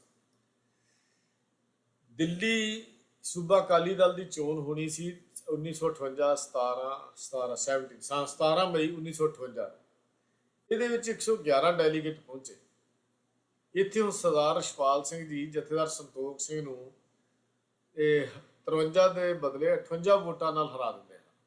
ਉਹ ਜਥੇਦਾਰ ਰਛਪਾਲ ਸਿੰਘ ਨੇ ਫਿਰ ਪੰਜਾਬੀ ਸੂਬੇ ਦਾ ਮਸਲਾ ਛੇੜ ਦਿੱਤਾ। ਮਾਸਟਰ ਤਾਰਾ ਸਿੰਘ ਨੇ ਵੀ ਫਿਰ 14 ਜੂਨ 1958 ਨੂੰ ਅੰਮ੍ਰਿਤਸਰ 'ਚ ਇੱਕ ਜਲਸੇ 'ਚ ਕਿਹਾ ਕਿ ਰੀਜਨਲ ਫਾਰਮੂਲੇ ਤੇ ਅਮਲ ਨਹੀਂ ਹੋ ਰਿਹਾ, ਇਸ ਲਈ ਸਾਨੂੰ ਪੰਜਾਬੀ ਸੂਬੇ ਦੀ ਮੰਗ ਹੁਣ ਕਰਨੀ ਪਵੇਗੀ। ਇਹਨਾਂ ਦਿਨਾਂ ਵਿੱਚ ਹੀ 12 ਜੂਨ 1958 ਨੂੰ ਜਲੰਧਰ ਦੀ ਪ੍ਰੈਸ ਕਾਨਫਰੰਸ ਵਿੱਚ ਜਥੇਦਾਰ ਪ੍ਰੀਤਮ ਸਿੰਘ ਗੁਜਰਾ ਤੇ ਸਰਦਾਰ ਗੁਰਚਰਨ ਸਿੰਘ ਗਰੀਬ ਨੇ, ਲੁਧਿਆਣੇ ਦੇ ਸਰ ਗੁਰਚਰਨ ਸਿੰਘ ਗਰੀਬ, ਇਹਨਾਂ ਨੇ ਇੱਕ ਸਿੱਖ ਸਟੇਟ ਦੀ ਮੰਗ ਕੀਤੀ। ਮੈਂ ਫਿਰ ਬੇਨਤੀ ਕਰਦਿਆਂ ਇਹ ਉਹੀ ਗੁਜਰਾ ਹੈ ਜੇ ਪ੍ਰੀਤਮ ਸਿੰਘ ਗੁਜਰਾ ਜਿਹਨੇ 5 ਮਹੀਨੇ ਪਹਿਲਾਂ ਹੀ ਨਵਾਂ ਅਕਾਲੀ ਦਲ, ਜਿਹਨੂੰ ਨਿਊ ਮਾਲਵਾ ਅਕਾਲੀ ਦਲ ਬਣਾਉਣ ਦੇ ਵਿੱਚ ਵੱਡਾ ਰੋਲ ਅਦਾ ਕੀਤਾ ਸੀ। ਉਹਨੂੰ 5 ਮਹੀਨਿਆਂ 'ਚ ਇਹ ਗੱਲ ਸਮਝ ਆ ਗਈ। ਚਲੋ ਕਹਿੰਦੇ ਰਾਤ ਦਾ ਭੁੱਲਿਆ ਸਵੇਰ ਨੂੰ ਘਰ ਆ, ਜੇ ਤਾਂ ਭੁੱਲਿਆ ਨਹੀਂ ਹੁੰਦਾ, ਇਹ ਉਹ ਕਹਾਵਤ ਲਾਗੂ ਹੁੰਦੀ ਹੈ। ਇਹ ਫਿਰ ਉਹਨੇ ਸਿੱਖ ਸਟੇਟ ਦੀ ਮੰਗ ਜਿਹੜੀ ਸੀ ਰੱਖ ਦਿੱਤੀ ਕਿ 15 ਜੂਨ ਅਕਾਲੀ ਦਲ ਦੀ ਵਰਕਿੰਗ ਕਮੇਟੀ ਨੇ ਵੀ ਕਿਹਾ ਕਿ ਰੀਜਨਲ ਫਾਰਮੂਲੇ ਤੇ ਅਮਲ ਨਹੀਂ ਹੋ ਰਿਹਾ। ਜੁਲਾਈ ਵਿੱਚ ਬਟਾਲੇ ਦੀ ਅਕਾਲੀ ਕਾਨਫਰੰਸ ਵਿੱਚ ਤਾਂ ਹੁਕਮ ਸਿੰਘ ਨੇ ਵੀ ਇੱਕ ਬਿਆਨ ਵਿੱਚ ਇਹ ਕਹਿ ਦਿੱਤਾ ਕਿ ਰੀਜਨਲ ਫਾਰਮੂਲੇ ਤੇ ਠੀਕ ਨਹੀਂ, ਅਮਲ ਜਿਹੜਾ ਹੈ ਉਹ ਠੀਕ ਢੰਗ ਦੇ ਨਾਲ ਜਿਹੜਾ ਨਹੀਂ ਕੀਤਾ ਜਾ ਰਿਹਾ। ਜਦੋਂ 1958 ਨੂੰ ਬਾਬੇ ਬਕਾਲੇ 'ਚ ਅਕਾਲੀ ਕਾਨਫਰੰਸ ਹੋਈ, ਬੋਲੀ ਦੇ ਬਣਾ ਦੇ ਉਹਨਾਂ ਨੇ ਪੰਜਾਬੀ ਸੂਬਾ ਮਹਾਰਾਸ਼ਟਰ ਤੇ ਗੁਜਰਾਤ ਸੂਬੇ ਬਣਾਉਣ ਦੀ ਮੰਗ ਜਿਹੜੀ ਸੀ ਦੁਬਾਰਾ ਦੁਹਰਾ ਦਿੱਤੀ। ਓਰੀਜਨਲ ਫਾਰਮੂਲਾ ਜਦੋਂ ਫੇਲ ਹੋ ਗਿਆ, ਇਹ ਕਹਿ ਸਕੀਏ ਵੀ ਸਰਕਾਰਾਂ ਨੇ ਰੀਜਨਲ ਫਾਰਮੂਲੇ ਨੂੰ ਅਮਲ ਨਾ ਕੀਤਾ, ਤਾਂ ਉਸ ਦੀ ਫੇਲੀਅਰ ਦੇ ਵਿੱਚੋਂ ਮੰਗ ਜਿਹੜੀ ਨਿਕਲੀ ਉਹ ਪੰਜਾਬੀ ਸੂਬੇ ਦੀ ਨਿਕਲੀ। ਨਾਲ ਨਾਲ ਉਹਨਾਂ ਨੇ ਮਹਾਰਾਸ਼ਟਰ ਤੇ ਗੁਜਰਾਤ ਦੇ ਸੂਬੇ ਬਣਾਉਣ ਦੀ ਮੰਗ ਵੀ ਉਹੀ ਕਰ ਦਿੱਤੀ। 15 ਸਤੰਬਰ 1958 ਨੂੰ ਹਰਿਆਣੇ ਦੇ ਪ੍ਰੋਫੈਸਰ ਸ਼ੇਰ ਸਿੰਘ ਨੇ ਵੀ ਪੰਜਾਬੀ ਸੂਬੇ ਦੀ ਹਮਾਇਤ ਕੀਤੀ ਤੇ ਦਿੱਲੀ ਅਕਾਲੀ ਦਲ ਦੇ ਪ੍ਰਧਾਨ ਰਛਪਾਲ ਸਿੰਘ ਨੇ ਧਮਕੀ ਦਿੱਤੀ ਕਿ ਹੁਣ ਸਿੱਖਾਂ ਨੂੰ ਪੰਜਾਬੀ ਸੂਬੇ ਦਾ ਮਹਾਜ ਖੋਲ੍ਹਣਾ ਹੀ ਪਵੇਗਾ। ਇਹ ਉਹਨਾਂ ਦਾ ਬਿਆਨ ਸੀ 16 ਸਤੰਬਰ ਦਾ 1958 ਦਾ, ਜਿਹੜਾ ਉਹਨਾਂ ਨੇ ਬਿਆਨ ਦਿੱਤਾ ਵੀ ਹੁਣ ਸਾਨੂੰ ਪੰਜਾਬੀ ਸੂਬੇ ਦਾ ਜਿਹੜਾ ਮੋਰਚਾ ਹੈ ਇਹ ਲਾਉਣਾ ਹੀ ਪਵੇਗਾ। ਤੇ 12 ਅਕਤੂਬਰ ਨੂੰ ਅਕਾਲੀ ਦਲ ਦੇ ਮੀਰ ਪ੍ਰਧਾਨ ਫਤਿਹ ਸਿੰਘ ਗੰਗਾਨਗਰ ਨੇ ਪੰਜਾਬੀ ਸੂਬੇ ਦੀ ਮੰਗ ਜਿਹੜੀ ਸੀ ਉਹ ਪੂਰੀ ਤਰ੍ਹਾਂ ਠੋਕ ਦਿੱਤੀ। ਇਹੋ ਕਹਿੰਦੇ ਆ ਕਿ ਹੁਣ ਪੰਜਾਬੀ ਸੂਬੇ ਦੀ ਮੰਗ ਜਿਹੜੀ ਸੀ ਦੁਬਾਰਾ ਜ਼ੋਰ ਫੜਨੀ ਸ਼ੁਰੂ ਆ ਗਈ। ਹਰ ਪਾਸੇ ਇਸ ਮੰਗ ਨੂੰ ਸਪੋਰਟ ਵਿੱਚ ਇਹਦੀ ਮਦਦ ਜਿਹੜੀ ਸੀ ਉਤਸ਼ਾਹ ਮਿਲਣਾ ਸ਼ੁਰੂ ਹੋ ਗਿਆ। ਨਾ ਸਰਕਾਰ ਨੇ ਰੀਜਨਲ ਫਾਰਮੂਲੇ ਉੱਤੇ ਅਮਲ ਕਰਨਾ ਸੀ, ਨਾ ਸਰਕਾਰ ਨੇ ਅਮਲ ਕੀਤਾ। ਉਹ ਤਾਂ ਸਿੱਖਾਂ ਦਾ ਇੱਕ ਟਾਈਮ ਪਾਸ ਕਰਨ ਦਾ ਕੰਮ ਸੀ ਵੀ ਇਹਨਾਂ ਨੂੰ ਜਿੰਨਾ ਕਿ ਲੇਟ ਕਰ ਸਕਦੇ ਆ ਇਹਨਾਂ ਨੂੰ ਲੇਟ ਕਰ ਲਓ। ਇਹ ਤਾਂ ਸਿੱਖਾਂ ਦੇ ਨਾਲ ਇਹ ਕਹਿ ਲਈਏ ਵੀ ਜਿਹੜੇ ਕਾਂਗਰਸ ਦੇ ਵਿੱਚ ਜਿਹੜੇ ਹਿੰਦੀ ਸੋਚ ਵਾਲੇ ਬੰਦੇ ਬੈਠੇ ਸਨ, ਉਹ ਕਿਵੇਂ ਬਰਦਾਸ਼ਤ ਕਰ ਸਕਦੇ ਸੀ ਵੀ ਪੰਜਾਬੀ ਭਾਸ਼ਾ ਇੱਥੇ ਲਾਗੂ ਹੋ ਜਾਏ ਜਾਂ ਪੰਜਾਬੀ ਭਾਸ਼ਾ ਦੇ ਨਾਲ ਓਰੀਜਨਲ ਫਾਰਮੂਲਾ ਜਿਹੜਾ ਸੀ ਪੰਜਾਬੀ ਬੋਲੀ ਦੀ ਇੱਥੇ ਕਦਰ ਪੈ ਜਾਏ। ਕਿੱਥੋਂ ਬਰਦਾਸ਼ਤ ਹੁੰਦਾ? ਬੜਾ ਔਖੀ ਜਿਹੀ ਗੱਲ ਹੈ ਕਿ ਜੇ ਉਹ ਹਕੂਮਤ ਕਰਦੇ ਸਨ ਤਾਂ ਚੁੱਪ-ਚਾਪ ਕਰੀ ਜਾਂਦੇ। ਉਹਨਾਂ ਦੀ ਸ਼ਰਤ ਇਹ ਸੀ ਵੀ ਹਰ ਗੱਲ ਵਿੱਚ ਅਕਾਲੀ ਦਲ ਦੀ ਵਿਰੋਧਤਾ ਕਰਨੀ ਤਾਂ ਵਜ਼ੀਰੀ ਮਿਲਦੀ ਹੈ, ਨਹੀਂ ਤਾਂ ਨਹੀਂ ਮਿਲਣੀ। ਉਹਨਾਂ ਦੇ ਕੰਮ ਹੀ ਉਹਨਾਂ ਦਾ ਕੰਮ ਹੀ ਇਹ ਸੀ ਵੀ ਹਰ ਕੰਮ ਜੋ ਅਕਾਲੀ ਦਲ ਕਰਦਾ ਤੁਸੀਂ ਵਿਰੋਧਤਾ ਕਰਨੀ। ਮੈਨੂੰ ਮਾਸਟਰ ਤਾਰਾ ਸਿੰਘ ਦੀ ਇੱਕ ਹੋਰ ਗੱਲ ਵੀ ਬੜੀ ਯਾਦ ਆ ਗਈ ਜਿਹੜੀ ਮੈਂ ਪੜ੍ਹੀ ਸੀ। ਉਹ ਕਹਿੰਦੇ ਵੀ ਜਦੋਂ ਮੇਰਾ ਵਿਰੋਧ ਜ਼ਿਆਦਾ ਹੁੰਦਾ ਹੈ ਤੇ ਮੈਨੂੰ ਇਹ ਜਾਪਦਾ ਮੈਂ ਉਦੋਂ ਕੌਮ ਦੇ ਭਲੇ ਦੀ ਗੱਲ ਕਰ ਰਿਹਾ। ਕਹਿੰਦੇ ਜਦੋਂ ਮੈਨੂੰ ਦੂਜਿਆਂ ਵੱਲੋਂ ਵਿਰੋਧਤਾ ਜ਼ਿਆਦਾ ਕਰਨ ਸੁਣਨ ਨੂੰ ਮਿਲਦੀ ਹੈ ਤਾਂ ਮੈਨੂੰ ਇਹੋ ਜਾਪਦਾ ਹੈ ਕਿ ਮੈਂ ਹੁਣ ਇਸ ਆਪਣੀ ਕੌਮ ਦੇ ਹੱਕ 'ਚ ਖੜਾ, ਕਿਉਂਕਿ ਦੂਜਿਆਂ ਦਾ ਵਿਰੋਧ ਹੋ ਜਾਣਾ ਹੀ ਮੈਨੂੰ ਕੌਮ ਦੀ ਭਲਾਈ ਨਜ਼ਰ ਆਉਂਦੀ ਹੈ। ਇਸ ਵਾਸਤੇ ਇਹ ਮਾਸਟਰ ਤਾਰਾ ਸਿੰਘ ਦੀ ਗੱਲ ਮੈਨੂੰ ਵੀ ਠੀਕ ਹੀ ਲੱਗਦੀ ਹੈ ਕਿ ਜਦੋਂ ਕੋਈ ਦੂਜਾ ਜ਼ਿਆਦਾ ਵਿਰੋਧ ਕਰੇ ਸਮਝੋ ਕਿ ਆਪਾਂ ਕੰਮ ਠੀਕ ਕਰ ਰਹੇ ਹਾਂ, ਕਿਉਂਕਿ ਉਹਨਾਂ ਦੀ ਸੋਚ ਹਮੇਸ਼ਾ ਸਿੱਖ ਵਿਰੋਧੀ ਰਹੀ ਹੈ। ਸਰਕਾਰ ਨੇ ਫਿਰ ਢੰਗ ਇਹ ਵਰਤਿਆ ਕਿ ਮਾਸਟਰ ਤਾਰਾ ਸਿੰਘ ਨੂੰ ਕਿਵੇਂ ਕਮਜ਼ੋਰ ਕੀਤਾ ਜਾਵੇ। ਇਹ ਲੀਡਰ ਹੈ, ਇਸ ਦੀ ਲੀਡਰਸ਼ਿਪ ਵਿੱਚ ਸਿੱਖ ਇਕੱਠੇ ਹੋ ਜਾਂਦੇ ਨੇ। ਜਦੋਂ ਇਹ ਬੁਲਾਉਂਦਾ 5-4 ਲੱਖ ਦਾ ਇਕੱਠ ਹੋ ਜਾਂਦਾ ਹੈ। ਹੁਣ ਇਸ ਢੰਗ ਕਿਹੜਾ ਢੰਗ ਤਰੀਕਾ ਵਰਤਿਆ ਜਾਏ ਕਿ ਉਦੋਂ ਕਮਜ਼ੋਰ ਕੀਤਾ ਜਾਏ। ਉਹਦੀ ਇੱਕੋ ਸਕੀਮ ਲੜਾਈ ਵੀ ਮਾਸਟਰ ਤਾਰਾ ਸਿੰਘ ਕੋਲੋਂ ਸ਼੍ਰੋਮਣੀ ਕਮੇਟੀ ਜਿਹੜੀ ਹੈ, ਸ਼੍ਰੋਮਣੀ ਗੁਰਦੁਆਰਾ ਪ੍ਰਬੰਧਕ ਕਮੇਟੀ ਹੈ, ਇਹਨੂੰ ਖੋਲ੍ਹਿਆ ਜਾਵੇ। ਜਦ ਇਹ ਕਮੇਟੀ ਇਹਦੇ ਕੋਲ ਖੁੱਸ ਜਾਏਗੀ ਤਾਂ ਇਹ ਆਪਣੇ ਆਪ ਹੀ ਕਮਜ਼ੋਰ ਹੋ ਜਾਏਗਾ। ਅੱਜ ਵੀ ਤੁਸੀਂ ਦੇਖਦੇ ਹੋ ਮੰਗ ਉੱਠ ਰਹੀ ਹੈ ਕਿ ਸ਼੍ਰੋਮਣੀ ਕਮੇਟੀ ਤੋਂ ਬਾਦਲ ਦਲ ਦਾ ਕਬਜ਼ਾ ਹਟਾਇਆ ਜਾਏ, ਫਲਾਣਾ ਹਟਾਇਆ ਜਾਏ। ਕਾਰਨ ਕੀ ਹੈ? ਜਿਹਦੇ ਹੱਥ 'ਚ ਸ਼੍ਰੋਮਣੀ ਕਮੇਟੀ ਹੁੰਦੀ ਹੈ ਉਹ ਤਾਕਤਵਰ ਰਹਿੰਦਾ ਹੈ, ਪਾਵਰਫੁਲ ਰਹਿੰਦਾ ਹੈ, ਹਮੇਸ਼ਾ ਹਮੇਸ਼ਾ ਹੀ ਉਹਦੇ ਕੋਲ ਪਾਵਰ ਹੁੰਦੀ ਹੈ। ਤਾਂ 1958 ਨੂੰ ਸ਼੍ਰੋਮਣੀ ਕਮੇਟੀ ਦੇ ਪ੍ਰਧਾਨ ਦੀ ਚੋਣ ਸੀ, ਜਿਹਦੇ ਵਿੱਚ ਸਰਕਾਰ ਨੇ ਡਟ ਕੇ ਪ੍ਰਤਾਪ ਸਿੰਘ ਕੈਰੋਂ ਨੇ, ਗਿਆਨੀ ਕਰਤਾਰ ਸਿੰਘ ਨੇ ਪੂਰੀ ਤਾਕਤ ਦੇ ਨਾਲ ਮਾਸਟਰ ਤਾਰਾ ਸਿੰਘ ਨੂੰ ਹਰਾਉਣ ਦੇ ਲਈ ਮੈਂਬਰ ਖਰੀਦਣੇ ਸ਼ੁਰੂ ਕਰ ਦਿੱਤੇ। ਹਾਲਾਂਕਿ ਗਿਆਨੀ ਕਰਤਾਰ ਸਿੰਘ ਕਿਉਂਕਿ ਅਜੇ ਤੱਕ ਵੀ ਅਕਾਲੀ ਦਲ ਦੇ ਮੈਂਬਰ ਸੀ, ਦੋਹਰੀ ਮੈਂਬਰਸ਼ਿਪ ਚੱਲ ਰਹੀ ਸੀ ਉਸ ਵੇਲੇ, ਭਾਵੇਂ ਉਹ ਕਾਂਗਰਸ ਵਿੱਚ ਚਲੇ ਗਏ ਲੇਕਿਨ ਦੋਹਰੀ ਮੈਂਬਰਸ਼ਿਪ ਲੈ ਸਕਦੇ ਸੀ। ਉਹਨੇ ਕੀ ਕੀਤਾ ਵੀ ਆਪਣੀ ਜਿਹੜੀ ਪੰਜਾਬ ਸਰਕਾਰ ਦੀ ਵਜ਼ਾਰਤ ਸੀ, ਉੱਥੇ ਮੰਤਰੀ ਸੀ ਗਿਆਨੀ ਕਰਤਾਰ ਸਿੰਘ, ਅਸਤੀਫਾ ਦੇ ਦਿੱਤਾ 10 ਨਵੰਬਰ ਨੂੰ। ਤੇ ਮਾਸਟਰ ਤਾਰਾ ਸਿੰਘ ਨੂੰ ਹਰਾਉਣ ਦੇ ਲਈ ਸਰਕਾਰ ਨੇ ਪੂਰੀ ਤਾਕਤ ਵਰਤੀ। ਦਰਜਨਾਂ ਮੈਂਬਰਾਂ ਨੂੰ ਪੈਸੇ ਦੇ ਕੇ, ਉਹਦੇ ਦਾ ਲਾਲਚ ਦੇ ਕੇ ਖਰੀਦਿਆ ਗਿਆ। ਆ ਦੇਖਿਆ ਹੀ ਹੋਏਗਾ ਤੁਸੀਂ ਵੀ। ਹੁਣ ਵੀ ਮਹਾਰਾਸ਼ਟਰ ਦੇ ਵਿੱਚ ਸਰਕਾਰ ਜਿਹੜੀ ਚੱਲ ਰਹੀ ਸੀ, ਭਾਵੇਂ ਉਹ ਰਾਜਨੀਤਿਕ ਸਰਕਾਰ ਹੈ, ਲੇਕਿਨ 2.5 ਸਾਲ ਚੱਲਣ ਤੋਂ ਬਾਅਦ ਕਿਵੇਂ ਖਤਮ ਕੀਤੀ ਗਈ ਤੁਸੀਂ ਸਾਰੇ ਕੁਝ ਜਾਣਦੇ ਹੋ। ਇਹ ਕੰਮ ਢੰਗ ਵਰਤੇ ਜਾਂਦੇ ਹਨ ਜਦੋਂ ਸਰਕਾਰਾਂ ਕਿਸੇ ਨੂੰ ਮਾਰਨਾ ਚਾਹੁੰਦੀਆਂ ਹੋਣ ਜਾਂ ਖਤਮ ਕਰਨਾ ਚਾਹੁੰਦੀਆਂ ਹੋਣ। 16 ਨਵੰਬਰ 1958 ਨੂੰ ਮਾਸਟਰ ਤਾਰਾ ਸਿੰਘ ਨੂੰ ਹਰਾ ਦਿੱਤਾ ਗਿਆ। 74 ਵੋਟਸ ਜਿਹੜੀਆਂ ਸੀ ਮਾਸਟਰ ਤਾਰਾ ਸਿੰਘ ਜੀ ਨੂੰ ਮਿਲੀਆਂ ਤੇ 77 ਪ੍ਰੇਮ ਸਿੰਘ ਲਾਲਪੁਰਾ ਨੂੰ ਮਿਲੀਆਂ। ਪ੍ਰੇਮ ਸਿੰਘ ਲਾਲਪੁਰਾ ਬਾਅਦ ਵਿੱਚ ਵੀ ਐਸਜੀਪੀਸੀ ਦੇ ਪ੍ਰਧਾਨ ਜਿਹੜੇ ਬਣਦੇ ਹਨ, ਇਹ ਬਾਅਦ ਚ ਸਾਡੇ ਹੁੰਦਿਆਂ ਵੀ ਇਹ ਸਾਨੂੰ ਵੀ ਬਾਅਦ ਚ ਮੈਂ ਤੁਹਾਨੂੰ ਜ਼ਿਕਰ ਕਰਾਂਗਾ। ਤੇ ਮਾਸਟਰ ਤਾਰਾ ਸਿੰਘ ਨੂੰ ਹਰਾ ਕੇ ਪ੍ਰੇਮ ਸਿੰਘ ਲਾਲਪੁਰੇ ਨੂੰ ਕਾਮਯਾਬ ਕਰਨ ਵਿੱਚ ਪ੍ਰਤਾਪ ਸਿੰਘ ਕੈਰੋਂ ਨੂੰ ਸ਼ਾਬਾਸ਼ ਹਾਸਲ ਕਰ ਲਈ। ਇਹ ਕਹਿ ਲਈਏ ਕਿ ਗਿਆਨੀ ਕਰਤਾਰ ਸਿੰਘ ਨੂੰ ਵੀ ਸ਼ਾਬਾਸ਼ ਜਿਹੜੀ ਸੀ ਪ੍ਰਤਾਪ ਸਿੰਘ ਕੈਰੋਂ ਨੇ ਦਿੱਤੀ। ਸਾਰੇ ਕਮਿਊਨਿਸਟਾਂ ਨੇ ਵੀ ਮਾਸਟਰ ਤਾਰਾ ਸਿੰਘ ਦੇ ਖਿਲਾਫ, ਜਿਹੜੇ ਕਮਿਊਨਿਸਟ ਸੋਚ ਵਾਲੇ ਮੈਂਬਰ ਸੀ ਐਸਜੀਪੀਸੀ ਦੇ, ਉਹਨਾਂ ਦੇ ਸਾਰਿਆਂ ਨੇ ਵੋਟਾਂ ਮਾਸਟਰ ਤਾਰਾ ਸਿੰਘ ਦੇ ਖਿਲਾਫ ਪਾਈਆਂ। ਪਰ ਪ੍ਰੇਮ ਸਿੰਘ ਲਾਲਪੁਰਾ ਨੇ ਪ੍ਰਧਾਨ ਬਣਦਿਆਂ ਹੀ ਪਹਿਲਾ ਬਿਆਨ, ਕਿਉਂਕਿ ਸਰਕਾਰੀ ਪ੍ਰਧਾਨ ਬਣਿਆ ਸੀ, ਪੰਜਾਬੀ ਸੂਬੇ ਦਾ ਵਿਰੋਧ ਕੀਤਾ ਤੇ ਮਾਸਟਰ ਤਾਰਾ ਸਿੰਘ ਨੂੰ ਫਰੀਕਾ ਪ੍ਰਸਤਾਵ ਕੇ ਜਿਹੜਾ ਸੀ ਉਹ ਭੰਡਿਆ। ਇੱਥੇ ਹੈ ਭਰਾ ਮਾਰੂ ਜੰਗ ਦਾ ਸ਼ੁਰੂ ਹੋਣਾ, ਕਿ ਜਿਹੜਾ ਇਹ ਇੱਥੋਂ ਮੈਂ ਗੱਲ, ਅਸਲ ਵਿੱਚ ਭਰਾ ਮਾਰੂ ਜੰਗ ਦੀ ਸ਼ੁਰੂਆਤ ਜਿਹੜੀ ਹੈ ਇਹ ਇਸ ਚੋਣ ਤੋਂ ਹੁੰਦੀ ਹੈ ਜਦੋਂ ਮਾਸਟਰ ਤਾਰਾ ਸਿੰਘ ਜੀ ਨੂੰ ਹਰਾਇਆ ਗਿਆ। ਤੇ ਇਹ ਕਹਿ ਸਕਦੇ ਹਾਂ ਕਿ 1958 16 ਨਵੰਬਰ ਨੂੰ ਇਹ ਭਰਾ ਮਾਰੂ ਜੰਗ ਦਾ ਅਸਲ ਵਿੱਚ ਨੀਂਹ ਪੱਥਰ ਜਿਹੜਾ ਹੈ ਉਹ ਰੱਖਿਆ ਗਿਆ। ਜਾਂ ਦੂਜੇ ਤਰ੍ਹਾਂ ਇਹ ਵੀ ਕਹਿ ਸਕਦਾ ਕਿ ਮਾਸਟਰ ਤਾਰਾ ਸਿੰਘ ਜੀ ਦੀ ਹਾਰ ਦਾ ਕਾਰਨ ਕਾਂਗਰਸ ਦਾ ਤੇ ਕਮਿਊਨਿਸਟਾਂ ਦੀ ਵਿਚਾਰਧਾਰਾ ਦਾ ਜੋੜ ਸੀ, ਕੱਟ ਸੀ। ਤੇ ਦੂਜਾ ਸੀ ਸਰਕਾਰ ਦੀ ਮਸ਼ੀਨਰੀ ਦੀ ਅੰਨੀ ਵਰਤੋਂ ਕਰਨੀ, ਪੈਸੇ ਤੇ ਅਹੁਦਿਆਂ ਦਾ ਲਾਲਚ ਦੇ ਕੇ ਮੈਂਬਰਾਂ ਨੂੰ ਖਰੀਦਣਾ। ਵਿਨੋਬਾ ਭਾਵੇ ਨੇ ਇੱਕ ਬਿਆਨ 'ਚ ਕਿਹਾ ਕਿ ਮਾਸਟਰ ਤਾਰਾ ਸਿੰਘ ਤਾਂ ਸਿੱਖਾਂ ਵਿੱਚ ਆਰਕ ਬਿਸ਼ਪ ਵਾਲੀ ਥਾਂ ਰੱਖਦਾ ਹੈ। ਕਾਂਗਰਸ ਤੇ ਕਮਿਊਨਿਸਟਾਂ ਨੇ ਮਿਲ ਕੇ ਇਹਨੂੰ ਹਰਾ ਦਿੱਤਾ ਹੈ। ਜੇ ਕਮਿਊਨਿਸਟ ਗੁਰਦੁਆਰਾ ਕਮੇਟੀ ਛੱਡ ਜਾ ਤਾਂ ਝਗੜਾ ਮੁੱਕ ਸਕਦਾ ਹੈ।